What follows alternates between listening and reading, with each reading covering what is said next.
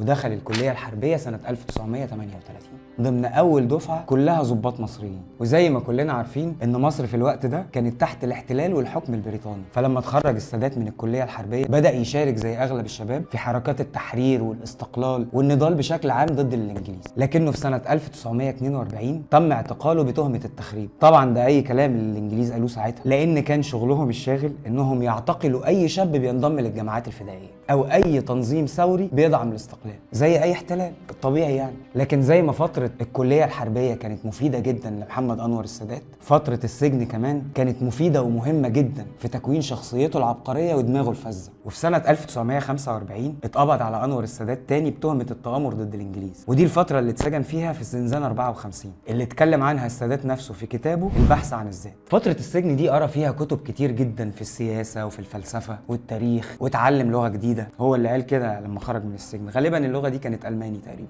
وفي المعتقل درست اللغة الألمانية.